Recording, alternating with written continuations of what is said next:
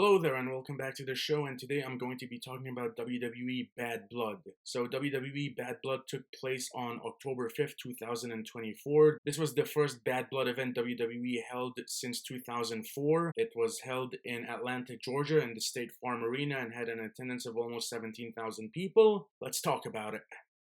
The show kicked off with what I felt was WWE's best feud of 2024, and no question the most anticipated match of the night, and the match that I feel should have been in the main event slot. CM Punk versus Drew McIntyre. This was a Hell in a Cell match, and this was excellent. I mentioned that these two have had one of the best feuds in WWE all year, one of the best feuds in professional wrestling for the entirety of 2024. The storytelling between both of these guys has been great, and this match, I've been saying it for months, warranted to be inside Hell in a Cell, and it definitely delivered, in my opinion. I want to give a massive thank you to WWE for bringing back the original Hell in a Cell structure instead of that red cage. The match started off strong. These two immediately threw punches right out of the gate. Drew threw Punk out of the ring, and Punk bumped into the cell. Punk rammed Drew's head into the cell. Weapons were introduced in this match. Drew hit Punk in the back with a steel chair. A toolbox was introduced by Drew McIntyre. He tried to use a wrench against CM Punk, but Punk avoided it. Punk used the wrench and used it to grind Drew McIntyre's forehead. A table was introduced. Drew McIntyre ripped the leg of the table and tried to gouge CM Punk's eyes out, but Punk avoided it. Punk then used the leg of the table to gouge Drew McIntyre's forehead. Drew hit a claymore through Punk into the cell. Punk started bleeding at this point. Drew picked up the steel steps, tried to hit Punk. Back in the ring now, McIntyre used the wrench on Punk's wound. Punk hit his signature running knee and he tried to use the wrench, but McIntyre avoided it. McIntyre then hit a belly-to-belly suplex. Drew set up for the Claymore kick, but Punk rolled out of the ring. Punk hit Drew in the head with the toolbox that McIntyre introduced earlier in the match, and McIntyre was busted open. He was gushing blood after that spot, and a report came out that he required 16 staples to close the wound at the end of this match. Drew McIntyre is one tough guy for persevering through that, because that bump and the blood, it looked nasty. Punk hit McIntyre with the toolbox again, then he jumped off the top rope and hit Drew with a toolbox for a third time. Punk then hit his running knee, followed by his bulldog. Punk hit the GTS, but Drew rolled out of the ring. Back in the ring, Drew McIntyre hit a Claymore kick for a 2 count. He went for another Claymore, but Punk avoided it. Punk locked in a sharpshooter, but McIntyre countered by hitting him in the back with the wrench. Both guys collapsed after that. The referee wiped away the blood from their faces so they could both see. They exchanged some punches. McIntyre went for the Future Shock DDT. Punk countered. He hit a roundhouse kick. McIntyre is down. Then we're on the turnbuckle right now. McIntyre hits a suplex from the apron to the floor through a table. Both guys go through it. That was awesome. CM Punk then hits a GTS. That got a 2 count. McIntyre then hit White Noise on the steel steps. That got a 2 count. Drew McIntyre picked up Punk for a slam. Punk reversed it into the Anaconda Vice. McIntyre grabbed the wrench, but Punk took it from him and started hitting Drew with the wrench. Drew McIntyre is begging for mercy at this point. He hits Punk with a low blow. On the outside, Drew McIntyre brings out a black bag, and I was hoping that this was filled with real glass, but it was plastic beads similar to the ones on CM Punk's bracelet. He scatters the beads on the ring. McIntyre went for a Claymore kick. Punk avoided it. McIntyre landed back first on the steel steps. That looked horrendously painful. It genuinely looked awful to take, and the fact that McIntyre did that after everything he went through in this match, the man is one tough professional wrestler. Closing sequence of the match, CM Punk, he wrapped a steel chain around his knee. knee. He grabbed a handful of beads, shoved it into McIntyre's mouth. He hits a GTS with the knee that has a chain wrapped around it. 1, 2, 3, CM Punk wins. He defeats Drew McIntyre inside Hell in a Cell. This was an excellent match. This was my most anticipated match of the night, and this to me was no question the best match of the night. Hell in a Cell was used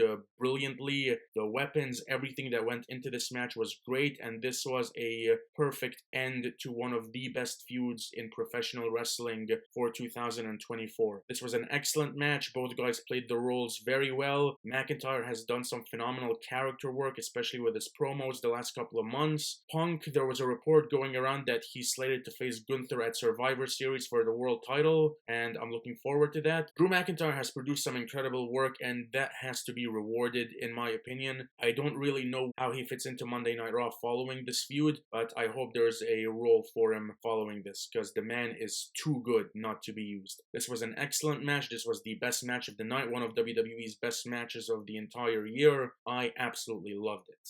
We then move into what was the least anticipated match of the night, for me anyways. Nia Jax versus Bayley for the WWE Women's Championship. I really did not care about this match. Nia Jax, I knew she wasn't losing the Women's Championship, especially to Bayley, who she beat for the championship. This very much felt like a filler match. Match started off with Nia Jax going for a bear hug.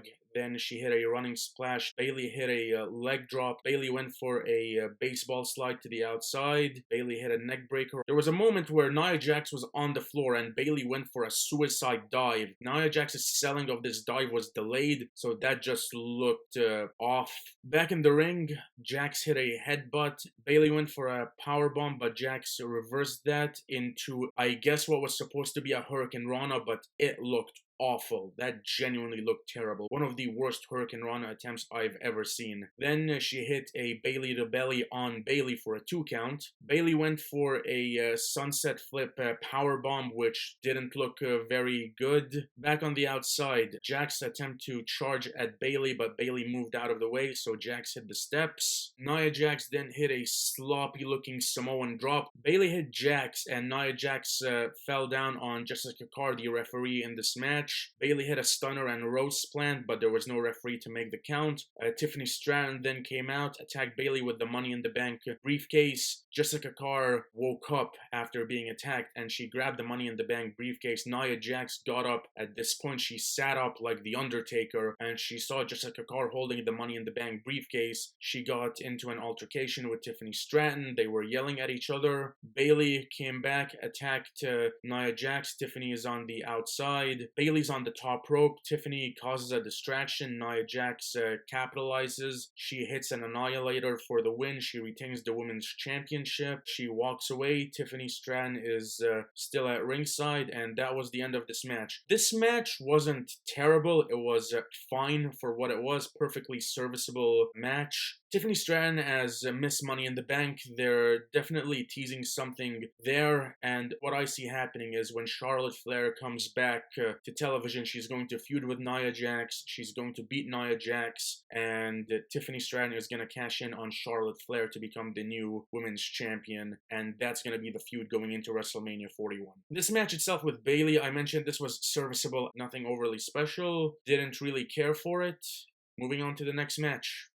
Up next, presented by Dragon Ball Sparking Zero, Finn Balor versus Damian Priest. This was a grudge match stemming off of Damian Priest being betrayed by the Judgment Day at SummerSlam. This match was built up great, but I was disappointed with the match that we ended up getting.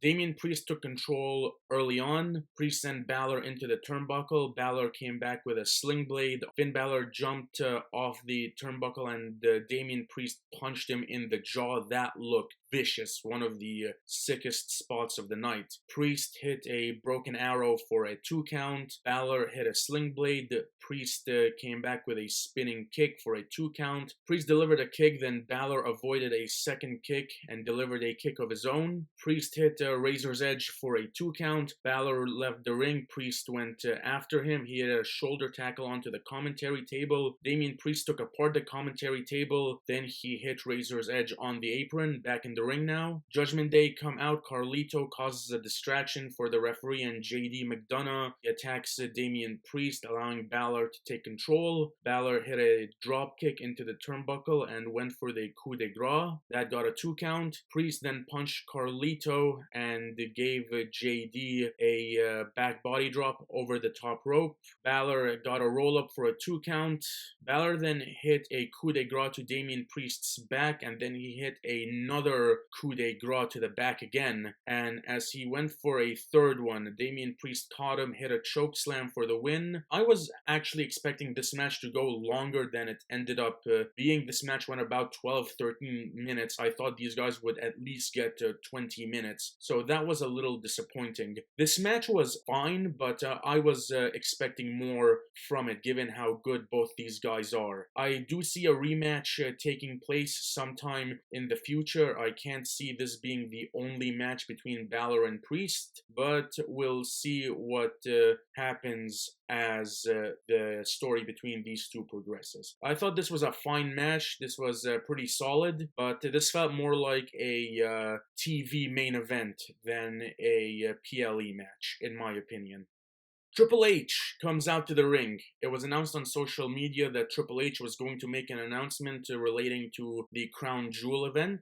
Triple H came out and he announced that at Crown Jewel, it will be champion versus champion. The WWE champion versus the World Heavyweight Champion, and the WWE Women's Champion versus the Women's World Champion, which, as the current landscape of WWE is, it will be Cody Rhodes versus Gunther at Crown Jewel to determine the WWE Crown Jewel Champion, and Nia Jax versus Liv Morgan to determine the WWE Women's Crown Jewel Champion. From what I understand, these are going to be ceremonial championships. This is just to determine to see who's the best. It's a solid idea. I mean, the concept of brand warfare has always been very interesting, and this is a nice way to bring back the concept. After he made the announcement, Gunther came out to the ring. He called out Bill Goldberg.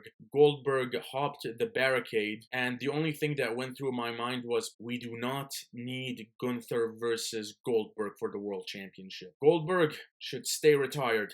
We do not need to see Bill Goldberg wrestling in a WWE ring again. Sami Zayn came out. He attacked Gunther. These two are slated to face each other on Monday Night Raw tonight. Actually, it is currently Monday afternoon as I am recording this video. These two are slated to face each other. Gunther, in my opinion, is absolutely winning.